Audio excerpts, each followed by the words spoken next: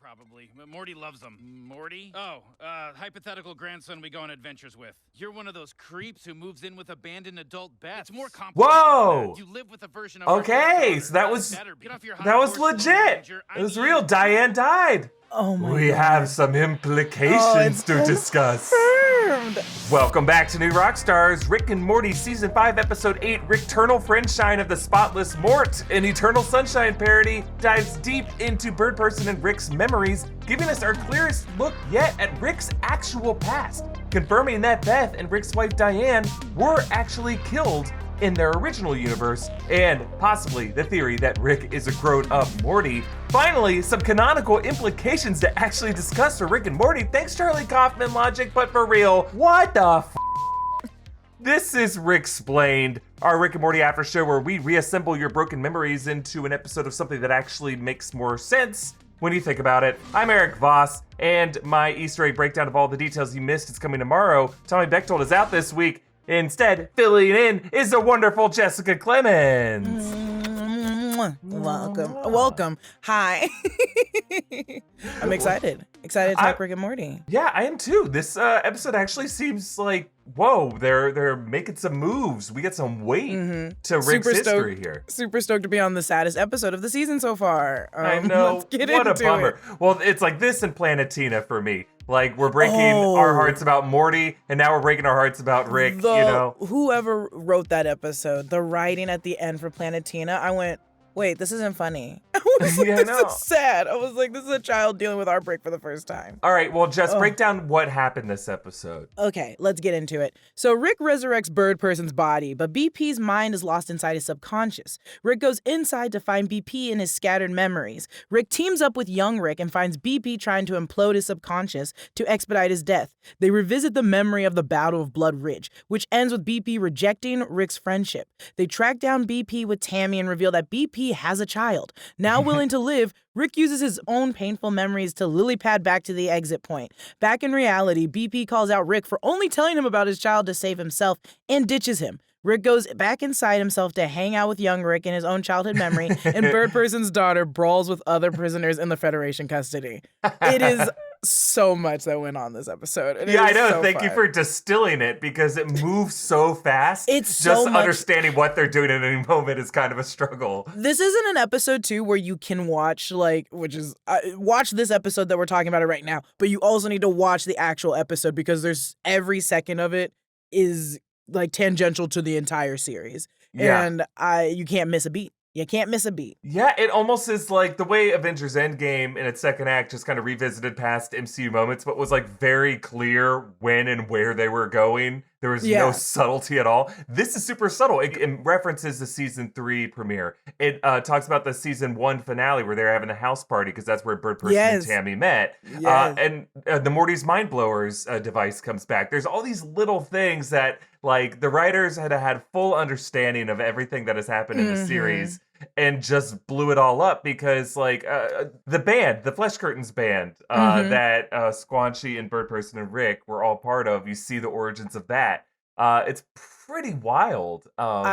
We might talk about it. Favorite part is also just that we finally talk about Gear, whatever his name is. Oh, right, yeah. Gearhead and Gear Dude. Like, we were freedom fighters with his older brother. You think we actually wanted to hang out with him? I was like, we finally get into it. We get into how much we just don't like him, and he's just a little brother of our actual best friend. We feel guilty for, we miss our old friend. Kill his memory at the funeral. I know. It was so funny. Oh, it's so sad. God. Well, since this episode is set inside BP and Rick's actual memories, we can interpret these events as part of Rick's actual backstory. I think we have canonicity here. This series so rarely confirms anything being canon on this show, but this episode, I think they really want us to understand how this connects to Rick's backstory, and we have a sense of how Rick became the Rick that we know. I think it's pretty groundbreaking. Before we talk about that, though, one of the best ways you can support us is to check out our merch at NewRockstarsMerch.com. We have a full lineup of Suicide Squad-inspired merch this month, including our Bad Company latest Obsession shirt and a really cool King Shark Jaws mashup. Support this channel and get yourself some great swag by going to NewRockstarsMerch.com. Okay, so has Rick's past with Diane finally been confirmed. Yeah, I think we all heard correctly this episode. Rick's younger memory self calls him out for, quote, living with a version of our dead daughter. Now, Rick, back in the season 3 premiere, told that Grometto that whole memory of Diane's death and Beth's death was like a subjective bullshit that he was using to trick him. So we've never really been certain how legit that was. But by young memory Rick saying our dead daughter, he was kind of treating that as being like the default, the normal course of events of history, which means those events were likely real, or at least close to real. There was probably something that was off about it, like the exact math that was went into his technology. That's probably what he altered about it. But I think Diane and Beth really did die. And Rick left that reality behind to some new reality where they didn't die. And I think they're leaning into this because Diane has come back since, like when Mr. Nimbus this season brought her up in the season 5 premiere. If Diane were alive today, what would she Don't think? fucking establish canonical backstory with me, you red lop. And then earlier this episode, when Rick enters a bar shootout with the younger Rick and a bird person versus 4 sci-fi Ricks, the other guy's like, killing us won't bring her back. And that was before they brought up the whole thing about Beth being dead. So I think that would have to be shortly after the Diane flashback, and the alternate Rick that Rick met did have like an 80s sci-fi look. You know, he had the beginnings of a mullet. Yeah. So I think that could have been his gang that they're in the shootout with now. And now Rick in this moment is on a vengeance warpath that would evolve into his hatred of the Citadel of Ricks. Yes. And then Jess, a crazy detail that I spotted this episode. I don't know if you saw this. When they revisit Squanchy's stand-up phase, which is so funny because Jess and I know each other from being on a sketch team. We have a lot of friends who are like doing stand-up. And, like, you do have to go support them. All of our friends are super funny. All and our very friends talented. are good. Oh, well, they're not squanchies. They're not squanchies, but we do know some people who have been squanchies, who go through some stand-up phase, and you just got to support them because you just got to. That part hit a little hard, but then also that Rick line was so good of like, oh God, I'm a memory and I didn't have to stay in, like I'm the memory of this. Like I'm the worst memory. Like nothing. Yeah. Oh my God, it's so funny. Well, that Rick who said that has the same exact hair and specifically blue pants as his Diane flashback self. And in that episode, he's like, oh, I used to wear blue pants. That was a very specific era of time. So I think Rick might have had time to support Squanchy's stand-up because he just started to become friends with them in that moment. And that's often what you do with new friends is you support their creative endeavors more than you would if someone you've been friends with for a long time. That's kind of a weird irony paradox. Is the longer you're friends with someone, the less likely you're going to go watch their comedy show. True. And more specifically, he had no wife or kid at home anymore. So yeah. we all know friends who have gone through breakups or tragic events, and suddenly their schedule has opened up a lot. Oh, yeah. In a horrible way, but in a horrible way. True. Yeah. In a horrible way, it's valid. Now, Jess, the episode ended with Rick as a young boy who looked a lot like Morty. He wore a yellow shirt, his pants, his hair almost was kind of Morty-esque. And the fact that he was so horny and wants to like go downstairs to peep, like, do you think this could be a hint to the theories out there that Morty might be growing up to become a Rick and that it's all part of a time loop or something?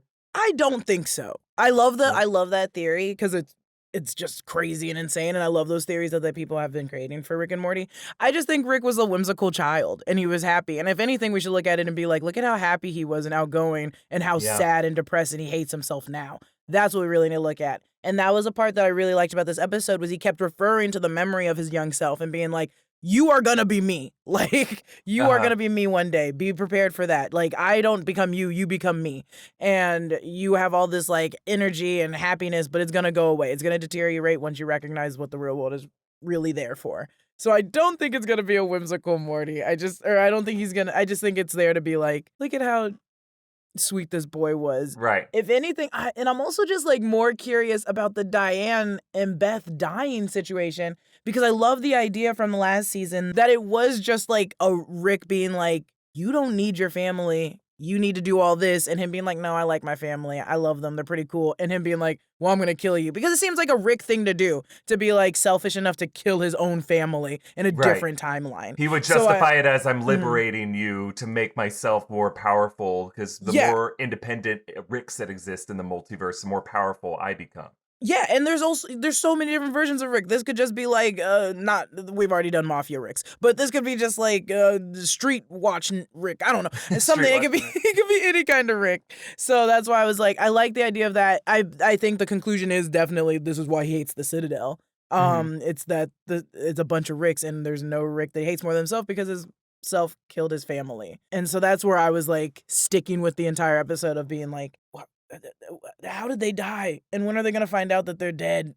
I was like, when are they going to figure it out? Oh, but that's my 2 cents. I'm with you, though, on this idea of I don't think Rick and Morty are going to be revealed as the same character. I think there are certainly commonalities between them, and the show loves exploring those ins and outs. And I think the way they animated young Rick in that, like, I think it was deliberately meant to be like, yeah, he was similar to Morty, but in the same way that, like, grandsons and grandfathers have similar similar life stages that they go through. Every boy was like a young, horny teenager at some point. That's not hard to that's not hard to make up. It's true. Right. I also think that they are exploring more how Morty is a different person than Rick. Yes, and I that love it. just because they change over the course of the show, which is good, doesn't mean that what they're changing into is the exact same human being. I think like Morty is changing to a more sophisticated Morty. Rick is changing to a more sophisticated Rick. And I love that. I love that they're distinct personalities and philosophies because it gives the show more complexity. Otherwise, it would be kind of like the worst version of the theories of during Loki that they're saying every character is a Loki variant. Like Mobius is a Loki variant. Here's why.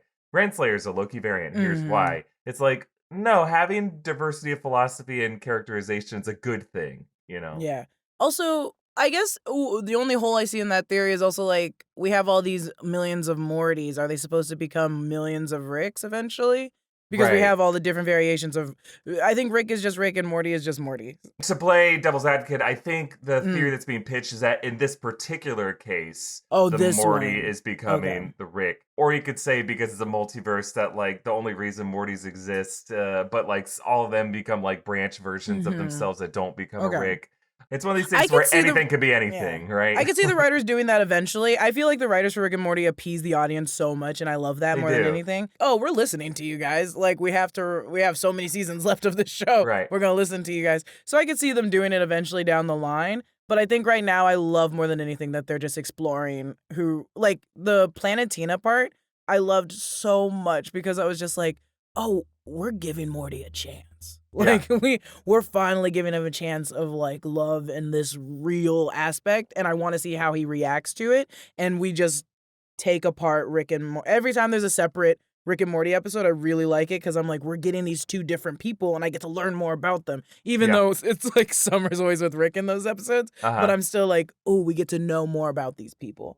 Yeah. So hopefully it doesn't happen. Just to recap the new Rick history that has been confirmed by this episode, just to kind of stitch together what seems now to be canon about his background. So he did have a wife, Diane, and a daughter, Beth. They were killed by a bomb from an alternate dimension, most likely. And then Rick avenges them by declaring war on other Ricks and becomes one of the more homicidal Ricks in the multiverse. Rick, during this time, befriends Bird Person at a Burning Man fest.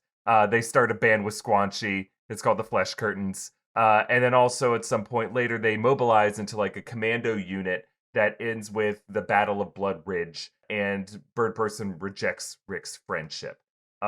In some weird twist of fate, this could be an alternate realities, what led Rick to create the multiverse.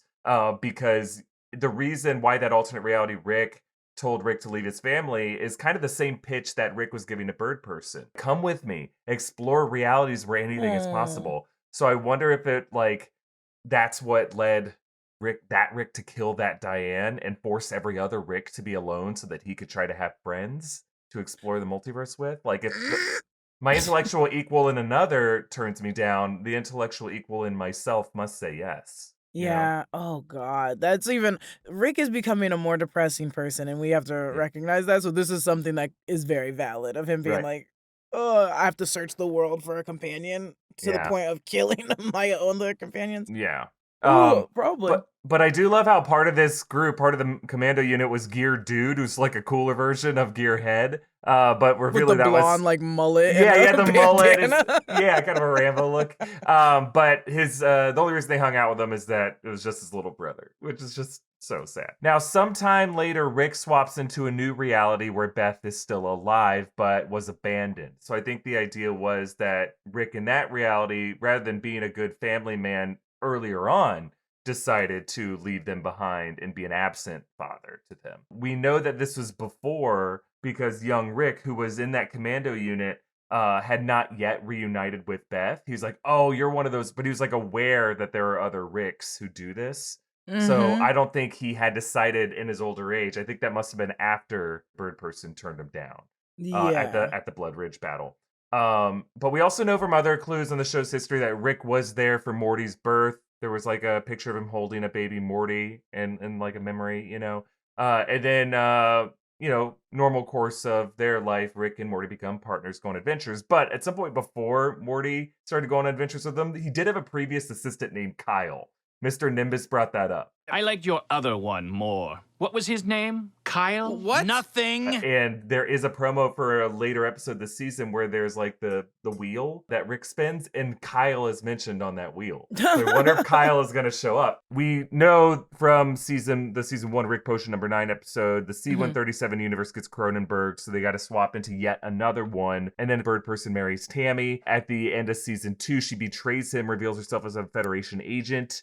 Squanchy and Bird Person die. Rick turns himself into the Federation, but ends up destroying most of the Federation and the Citadel, though apparently both rebuild. The Citadel obviously rebuilds. We weren't sure about the Federation, but now it seems like the Federation is actually always around. Bird Person gets turned into the cyborg Phoenix Person. That's where that happens. And then that pairing returns at the end of season 4, along the same time when Beth's clone returns, Space Beth.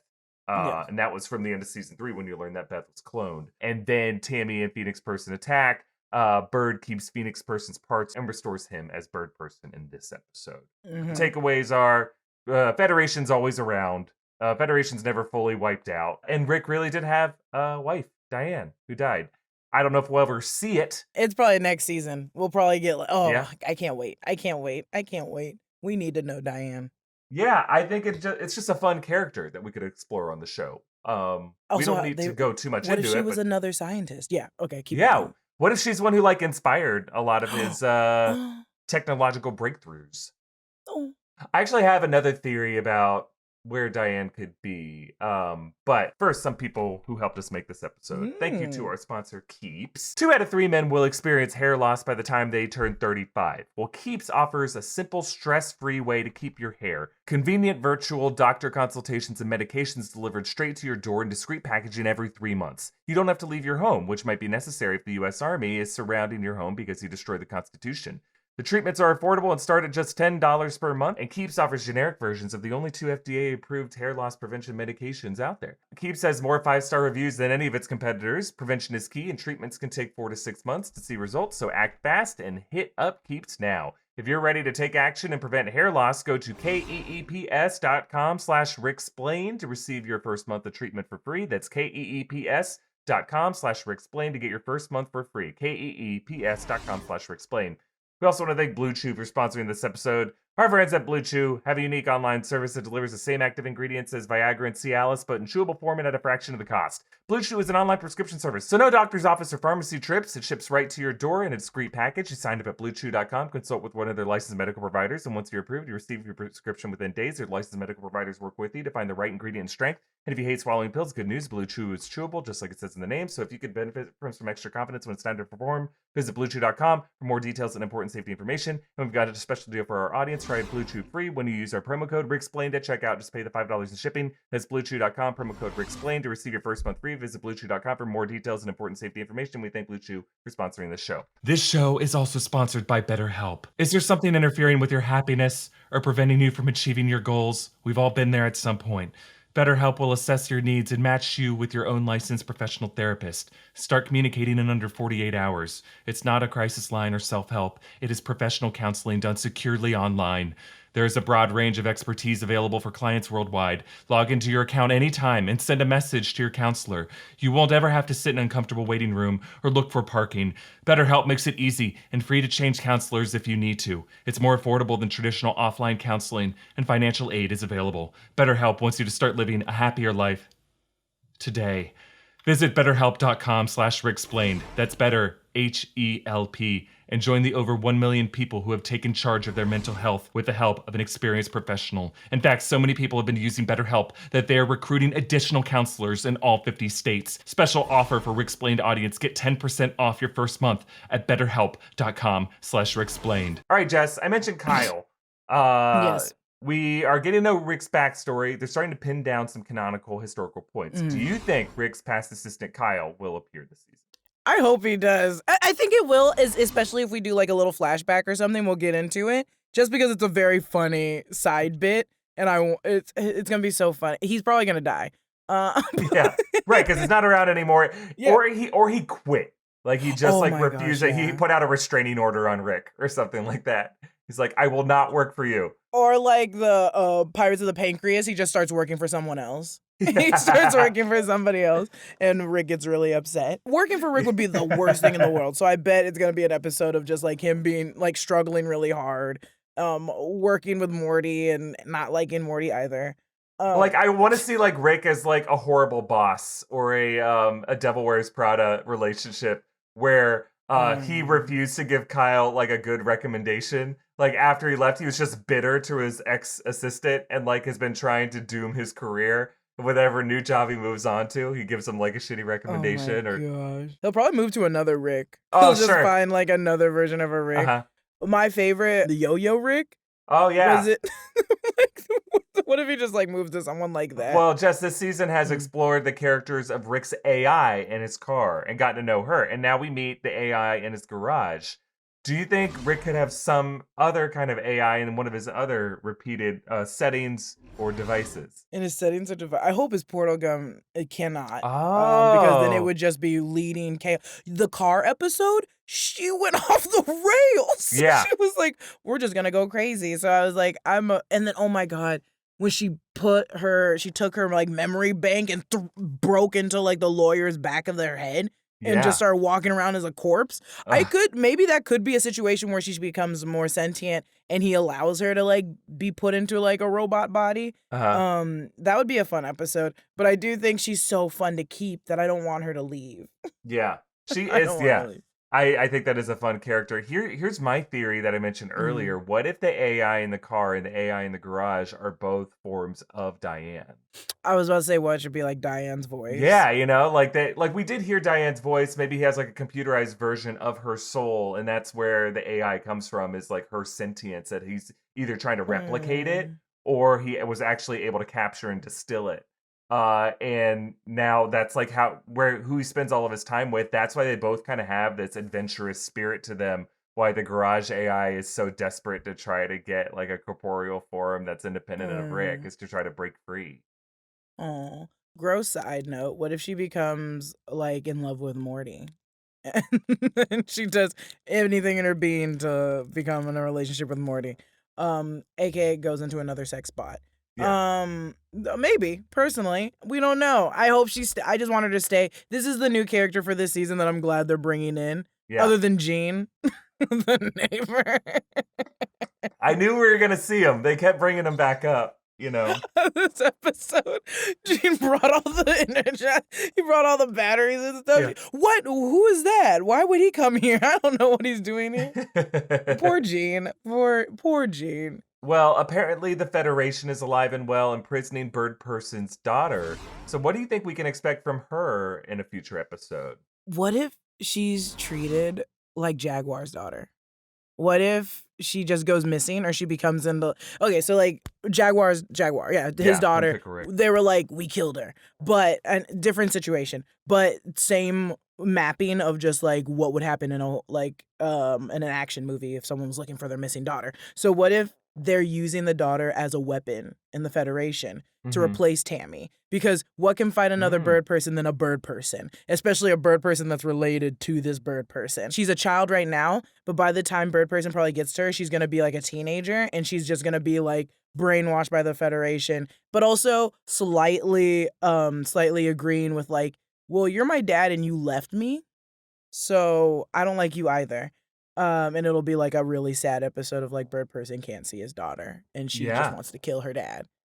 I love that. Like the idea that Tammy could have been a similar person, like some orphan or some abandoned kid who just gets raised by the Federation and indoctrinated with their views. I mean, in a way, like this show is about fathers and daughters, and the way Beth, her relationship with Rick was kind of forged by his absence. I could see Bird Person's daughter being kind of what Space Beth was, just this that might be transgalactic the badass. episode of Rick or even Beth being like talking to Bird Person's daughter and being like, you don't want to do this. Like, I've been chasing my dad forever and now I finally got him and he sucks. Like, your dad actually loves you. Please don't let this leave. But also, she's a fighting machine. You saw her in prison smacking that person with that thing with a lunch tray, and she's like 5. I was like, okay, she's angry. Yeah, she's vicious. I do like that line. Why do we put all the violent ones together? Yeah, he's like, I don't make the rules. The Federation is so stupid. Any other favorite standout moments to you this episode, Jess? The Squanchy comedy show. The stand-up, the AI garage. I was obsessed with the writing for her. I was like, this is such a funny bit, and I want her to stay in it at all times. I just love the using the Morty's mind blower device, bringing it back from a point in the timeline that was the end of season 1 when the house party was happening, and using it to suck out memories that you then fire back out as like grenades that open portals back into memories. And just the fact that they can say to lily pad back to the exit point, it's like, that's such a cool way to like move your characters through a plot. And the fact that it's be Rick's like tragic memories, in order to say goodbye to Bird Person, they has to relive some of their darker moments. I just thought that was so cool.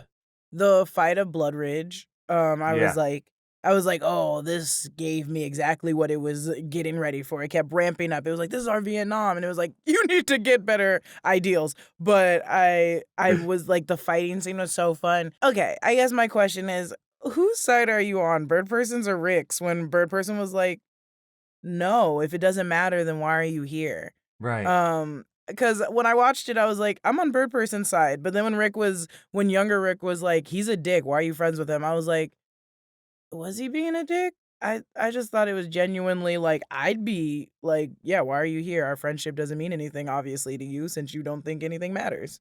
Yeah, I feel like this show is kind of saying, don't be on Rick's side.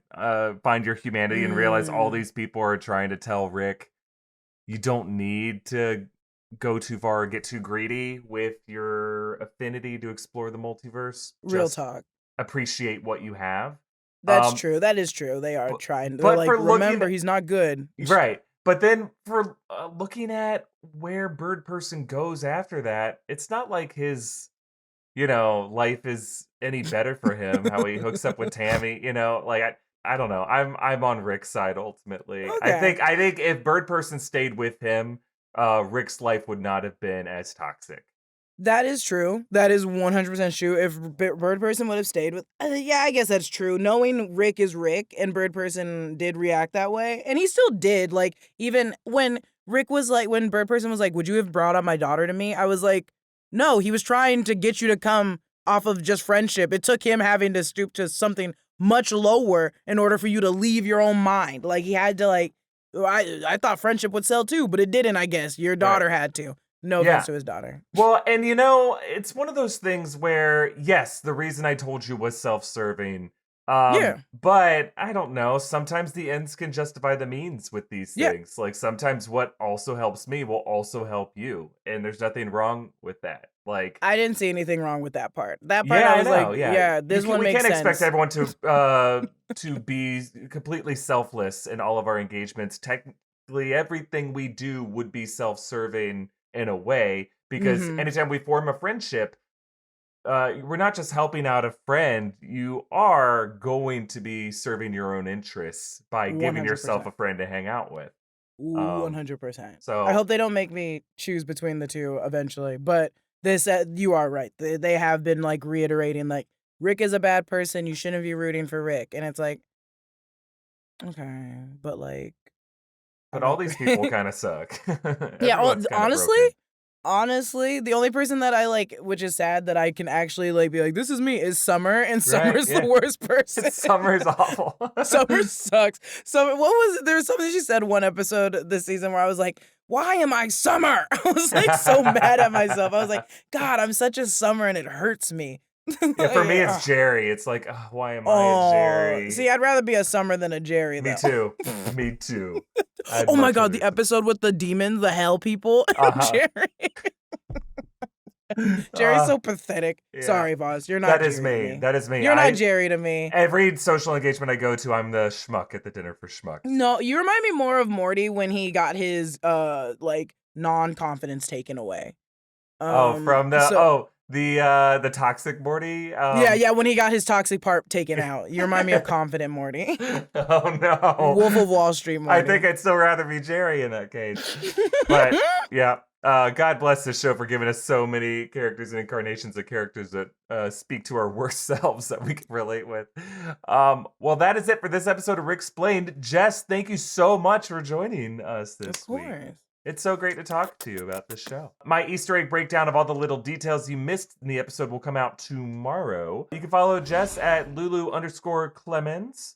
On which one is that? Is that on Twitter or Instagram? It's on Twitter. Lulu Clemons everywhere. I'm sure you'll find Lulu me. Clemons on everywhere else. I'm sure you'll find me. Follow me at EA Voss. Follow New Rockstars. Subscribe to Ricksplained wherever you get your podcasts. Thank you for watching, and we will close with our favorite moment of the episode. Aw, the night we met. Gross! On my workbench? Squanchy used That's what some closets are for!